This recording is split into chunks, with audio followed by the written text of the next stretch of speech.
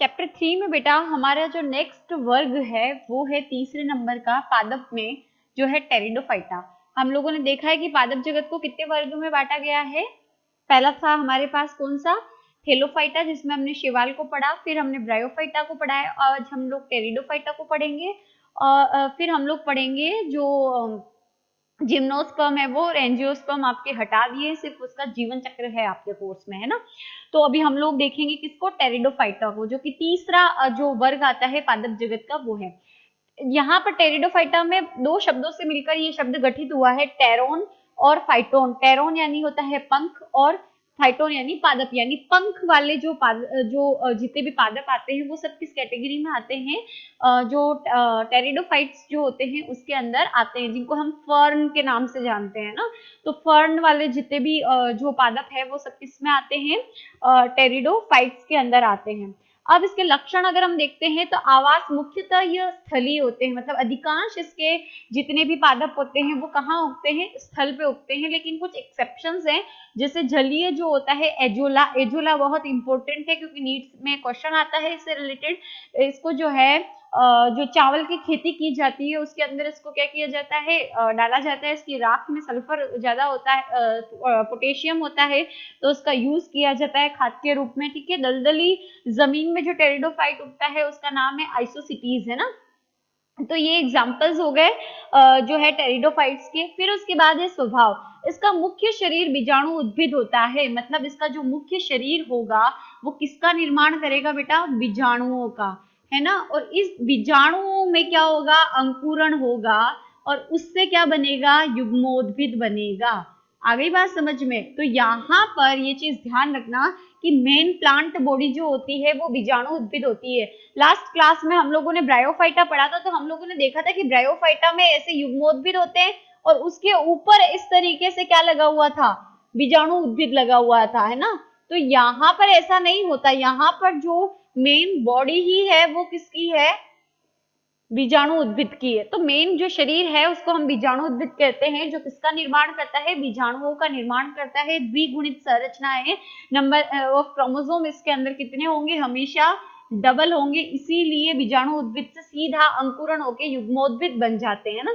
तो अभी इसकी जीवन चक्र में हम इस चीज को अच्छे से समझ जाएंगे। फिर है ये पहला ऐसा वर्ग है जिसके अंदर पादप का शरीर जो है वो 3 कैटेगरी में डिवाइडेड है, यानी पादप का जो शरीर कितने में, 3 कैटेगरी कौन कौन सी है, डिवाइडेड है, जिसमें पहला है जड़, दूसरा है तना, और फिर क्या है, पत्तियां, ठीक है।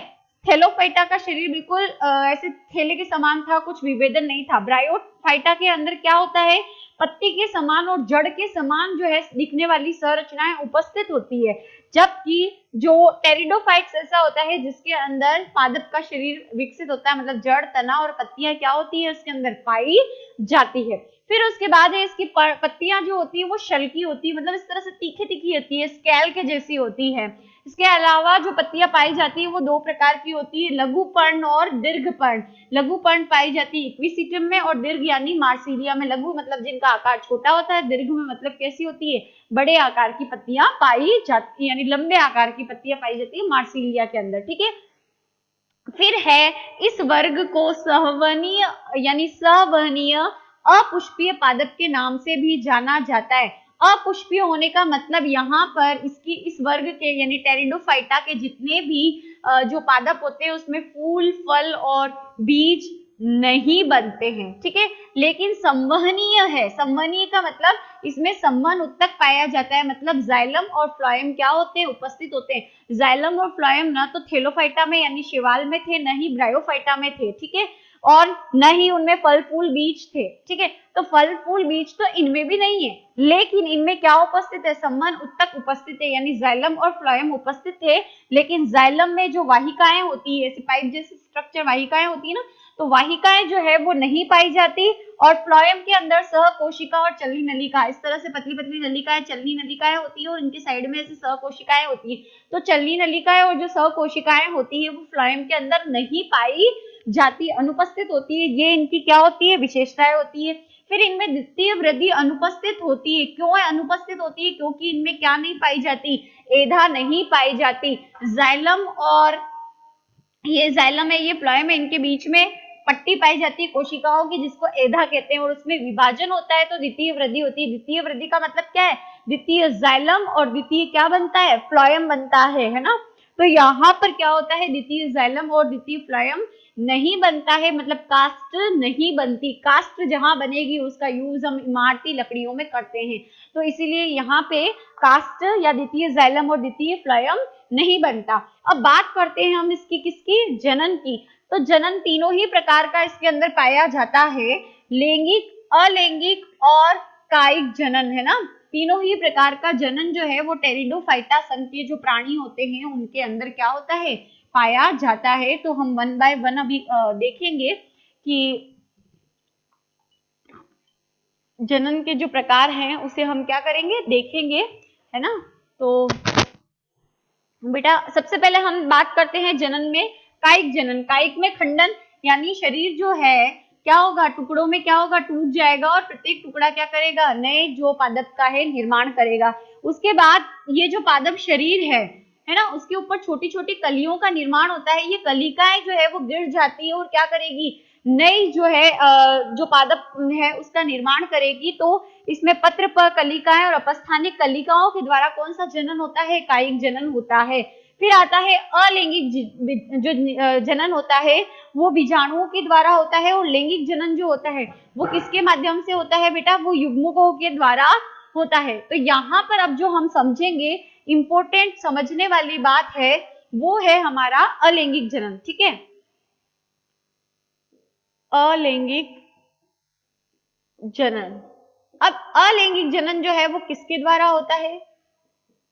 बीजाणु के द्वारा, ठीक है। बीजाणु जो होते हैं उसके दो प्रकार के बीजाणु पाए जाते हैं, यानी बीजाणु की उपस्थिति या निर्माण के आधार पर ये जो टेरिडोफाइटा संघ है इसको दो प्रकार में डिवाइड कर देते हैं। एक सम बीजाणु, है ना, और दूसरा होता है विषम बीजाणु।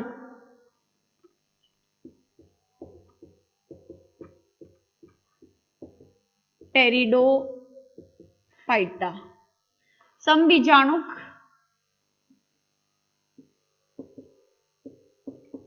टेरिडोफाइटा, यानी बीजाणुओं की उपस्थिति के आधार पर टेरिडोफाइटा को दो ग्रुप्स के अंदर क्या कर दिया गया है? डिवाइड कर दिया गया है। समबीजाणु टेरिडोफाइटा और विषम बीजाणु। समबीजाणु जो टेरिडोफाइटा जो वर्ग के जितने भी टेरिडोफाइटा प्लांट्स हैं वो क्या करेंगे? सारे बीजाणु जो होंगे वो आकार और आमाप में कैसे होंगे? समान होंगे। सम यानी होता है समान, लेकिन विषम, विषम यानी क्या होता है? मतलब डिफरेंट। तो यहाँ पर जो बीजाणु होंगे वो दो तरीके के होंगे। कितने तरीके के होंगे? दो तरीके के होंगे। एक तो होगा लघु बीजाणु, ठीक है, और दूसरा होगा गुरु बीजाणु। क्या डिफरेंस है? लघु मतलब क्या होता है? छोटा। तो जो बीजाणु है वो सब साइज में कैसे होंगे? छोटे होंगे, और संख्या में क्या होंगे? ज्यादा होंगे, ठीक है। आकार कैसा होगा? छोटा बीजाणुओं का, और संख्या क्या होगी? ज्यादा। जबकि जो गुरु बीजाणु होते हैं उनका आकार क्या होगा? बड़ा, लेकिन संख्या क्या होगी? कम होगी। अपोजिट होते हैं दोनों के एक दूसरे के। आगे बात समझ में। तो ये चीज जो होती है ये जो बीजाणुओं के प्रकार के आधार पर होती है, ठीक है। अब ये लघु बीजाणु और गुरु बीजाणु, ठीक है, कौन सी संरचना में विकसित होते हैं? क्या होता है देखो, टेरिडोफाइट्स में क्योंकि पत्तियों के समान क्या पाई जाती है? संरचना पाई जाती है, वी नो दैट, है ना। तो यहाँ पर जैसे ये पत्तियां है ना, तो इनके ही कक्ष में इस तरीके से पत्ती के समान संरचना होती है, ठीक है। ये पत्ती के समान संरचना एक यहाँ पर है और एक यहाँ पर है। इस पत्ती को कहेंगे लघु बीजाणु पर्ण, पर्ण मतलब पत्ती, ठीक है। इसे कहेंगे गुरु बीजाणु पर्ण, ठीक है। ये गुरु बीजाणु पर्ण, ये लघु बीजाणु पर्ण, ठीक है। अब इसके अंदर संरचना पाई जाएगी लघु बीजाणु धानी। इस पत्ती के अंदर, यानी ये पत्ती है, पत्ती के समान संरचना जिसको लघु बीजाणु पर्ण कह रहे हैं, इसके अंदर संरचना पाई जाएगी लघु बीजाणु धानी, और इसमें पाई जाएगी गुरु बीजाणु धानी, और इस धानी में पाए जाएंगे गुरु बीजाणु, और इसके अंदर पाए जाएंगे लघु बीजाणु। आ गई बात समझ में? तो ये जो बीजाणु होते हैं वो जो है पाए जाते हैं और इनमें अंकुरण से क्या होता है, युग्मोद्भिद यानी नर युग्मोद्भिद और मादा युग्मोद्भिद का क्या होता है, निर्माण होता है, जो फर्दर जाकर क्या करेगा, लैंगिक जनन करेगा, जिसको अब हम लोग समझेंगे, है ना। तो ये बीजाणु के प्रकार हुए। उसके बाद हम लोग देखते हैं लैंगिक जनन।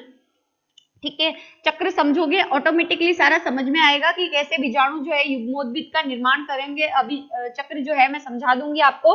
तो अभी हम बात करेंगे क्या, किसकी, लैंगिक जनन। तो लैंगिक जनन जो किया जाता है, जिस संरचना के द्वारा किया जाता है, उसे बोला जाता है टेरिडोफाइटा में युग्मोद्भिद। लैंगिक जनन, ठीक है, किसके द्वारा किया जाता है, युग्मोद्भिद के द्वारा। अब टेरिडोफाइट्स जो होता है, उनके जो युग्मोद्भिद होता है उसको प्रोथैलस कहा जाता है। क्या कहा जाता है, प्रोथैलस। इसकी संरचना अगर हम देखते हैं तो इस तरह से पत्ती के समान होती है।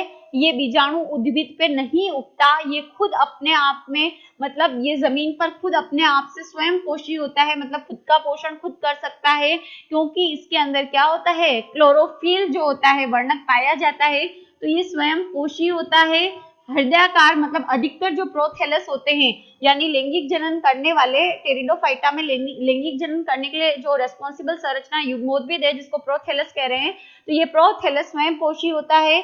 आधार यानी धरातल होता है, जो जमीन होती है उसके ऊपर ये क्या करता है, चिपका रहता है। और मूल जैसी क्या, मूलाप जो इसमें या राइजोइड्स जो होती है वो पाई जाती है, जड़ के समान संरचना पाई जाती है। ठीक है, तो ये प्रोथैलस होता है। और प्रोथैलस जो होता है वो जो है उसके अंदर क्या होता है, नर पुधानी जो होती है वो पाई जाती है और स्त्री धानी जो होती है वो पाई जाती है। प्रोथैलस जो है वो दो प्रकार के होते हैं। ठीक है, नर जननांग और मादा जननांग जो है वो क्या होंगे, अलग अलग प्रोथैलस में पाए जाएंगे। यानी प्रोथैलस के दो प्रकार हैं, एक होता है एक लिंगाश्रयी, इसमें नर और मादा प्रोथैलस अलग अलग होंगे। यानी एक प्रोथैलस में नर जननांग होंगे तो एक में क्या होंगे, मादा जननांग होंगी। तो ऐसे प्रोथैलस को कहा जाता है एक लिंगाश्रयी। दूसरा होता है द्विलिंगाश्रयी, यानी जिसमें क्या होते हैं, नर जननांग प्लस मादा जननांग दोनों ही इसी में उपस्थित होते हैं। द्विलिंग मतलब दोनों ही लिंग उपस्थित होते हैं। तो नर पुधानिया जो होती है वो कहाँ पाई जाती है, इसकी देखो ये पृष्ठ होता है, मतलब ऊपर वाला पृष्ठ और नीचे वाला पृष्ठ। तो आधारीय पृष्ठ यानी जैसे ये मेरा हाथ है तो ये ऊपरी पृष्ठ हो गया, ये आधारीय पृष्ठ हो गया नीचे वाला। तो आधारीय पृष्ठ के जो पीछे वाला हिस्सा है ना, इसके अंदर क्या पाई जाती है, पुधानी पाई जाती है। और पुधानी जो होती है उसमें नर युग्मक बनता है, जिसे हम कहेंगे पुमणु। जैसे मनुष्यों में शुक्राणु होता है वैसे ही इसमें क्या होगा, पुमणु होगा। ठीक है, और आगे वाली जो ये स्ट्रक्चर होती है प्रोथैलस की अधर सतह पे, इसमें पाई जाएगी स्त्री धानी, है ना। और इसमें क्या पाया जाएगा, अंडाणु पाया जाएगा, जो कि क्या होता है, मादा युग्मक होता है। अब ये दोनों मिलते हैं तब जाकर नई संतति का क्या होगा, निर्माण होगा। तो नर युग्मक और मादा युग्मक का मिलना क्या होता है, निषेचन कहलाता है। और निषेचन जिस जनन की विधि में होता है वो कौन सा जनन होता है, लैंगिक जनन। तो लैंगिक जनन जो होता है वो किसके द्वारा होता है, युग्मोद्भिद के द्वारा जो है होता है। तो अभी हम लोग इसके अंदर जो जीवन चक्र है उसको पढ़ेंगे, है ना। तो जीवन चक्र जो अगर आप समझोगे तो आपको पूरा का पूरा क्या है, समझ में आ जाएगा। इसका पूरा जो कंप्लीट प्रोसेस है वो सारा का सारा क्या हो जाएगा, समझ आ जाएगा। तो अभी हम लोग क्या समझेंगे, जीवन चक्र जो है वो इसका क्या करेंगे, समझेंगे बेटा। तो देखो जीवन चक्र में सबसे पहले हम लोगों ने अभी देखा था कि इसका मेन जो बॉडी होती है वो कौन सी होती है, बीजाणु उद्भिद होती है। मेन बॉडी जो होती है वो कौन सी होती है, बीजाणु उद्भिद। तो क्योंकि जड़ तना पत्ती में विभेदित है तो ये मैं आपको क्या कर रही हूँ, यहाँ पर ये बीजाणु उद्भिद बना रही हूँ।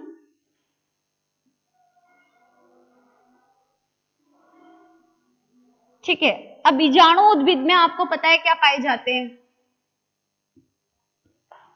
गुरु बीजाणु पर्ण, ठीक है, और इधर होगा आपके लघु बीजाणु पर्ण, ठीक है। इसमें ये क्या पाई जाएगी, लघु बीजाणु धानी, है ना। ये किसकी संरचना बना रहे हैं हम, बीजाणुद्भिद, जिसके नंबर ऑफ क्रोमोसोम 2n होते हैं, यानी द्विगुणित, डबल होते हैं ना। तो ये हो गया। फिर उसके बाद ये गुरु बीजाणु पर्ण है, तो इसमें क्या पाई जाएगी, गुरु बीजाणु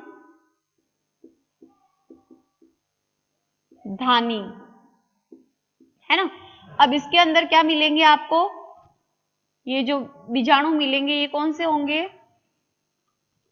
ये गुरु बीजाणु धानी है और ये लघु बीजाणु धानी है, ठीक है। ये इसके अंदर क्या होती है, पाई जाती है। अब ये गुरु बीजाणु धानी है उसमें और ये लघु बीजाणु धानी है उसके अंदर क्या होगा, इसकी कोशिकाओं में होगा अर्धसूत्री विभाजन। क्या होगा, अर्धसूत्री विभाजन। अर्धसूत्री विभाजन होते ही क्या होता है बेटा, गुणसूत्रों की संख्या क्या हो जाती है, आधी, और इसके फलस्वरूप जो संरचना बनेगी, ये लाइन खींच रही हूं मैं यहाँ पर, क्योंकि यहाँ पर जितनी भी अवस्था नीचे आएगी वो द्विगुणित होगी, है ना।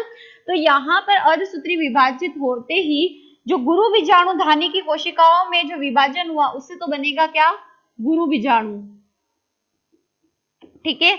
और लघु बीजाणु धानी की कोशिकाओं में विभाजन होगा अर्धसूत्री विभाजन, जिसके फलस्वरूप क्या बनेगा, लघु बीजाणु बनेगा।